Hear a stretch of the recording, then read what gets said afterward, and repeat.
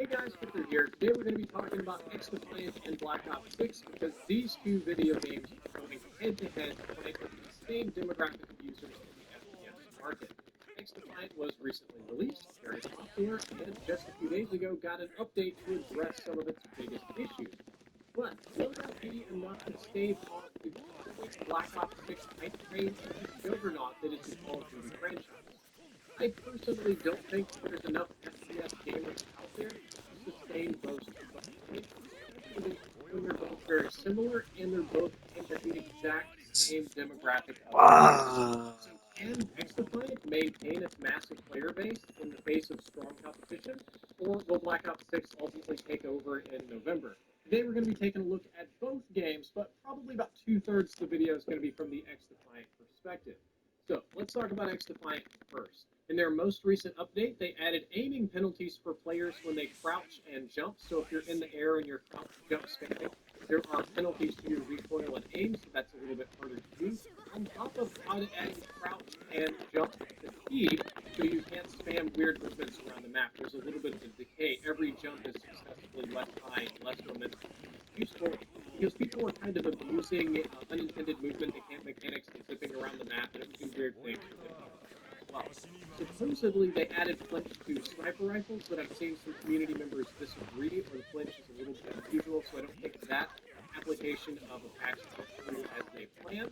And there were some minor netcode improvements too, but instead of being about hitboxes and player movement speed, most of the netcode improvements seem to be centered around Libertad's healing abilities, which for whatever reason, those buildings took up too much bandwidth from the match and would actually make the game lag. Of course, along with some general stability improvements for PC and console, so there should be less crashing. And in theory, this gets rid of a lot of the more annoying stuff in X-Defiant to polish the game a little bit.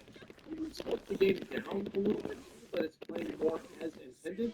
And so far, the community seems like that because I don't believe that the movement tech, the bunny hopping, and some of the more extreme movements that were going on with what the development team wanted. And at the end of the day, it certainly hasn't impacted the player base. There still seems to be plenty of people playing X-Defiant. Ubisoft doesn't have publicly available player data, either for console nor for PC, because Ubisoft Connect. But as far as I can tell, from my little perspective over here, the player base seems to be quite substantial. It's still a very large number of players. X-Defiant has developed its own Twitch streaming audience and community. It's got its own niche carved out in the YouTube algorithm that's performing very well. People are talking about it on social media. They're posting clips. The subreddit is also incredibly busy. Funny enough, the only time somebody posted my content on there was when I was making jokes about how skill-based matchmaking protected some COD players and they wanted back X-Defiant.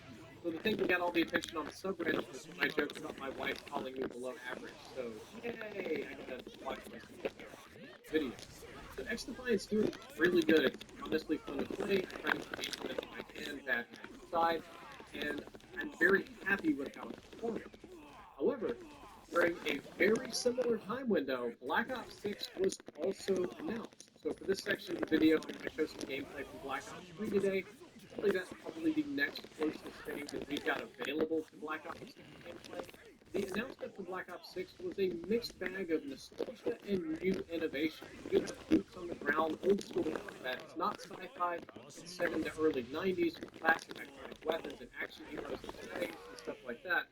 But at the same time, Treyarch added in a new Omni movement system and a variety of weird movement assist features that should, in theory, make the game play much faster. You can dive backwards, dive sideways. They added in a contextual or auto assist feature for corner peeking and for climbing and ducking and a whole bunch of stuff. So, in theory, you should be able to sprint around the map really fast in Black Ops 6 and auto navigate everything. And as far as I can tell, this was a huge hit with COD fans. COD fans seem to be just sort of on board with that. The trailer is now the second most viewed trailer on the Call of Duty YouTube channel. It's right behind Infinite Warfare, which unfortunately got very high views due to trolling and dislikes, and it became a meme to make it one of the most disliked YouTube videos of all time. So if you discount the Infinite Warfare memeing and meme views, then this is probably the actual number one most viewed Call of Duty trailer of all time. And there's a huge, absolutely outstanding amount of interest for this on YouTube and search results. Social media is very, very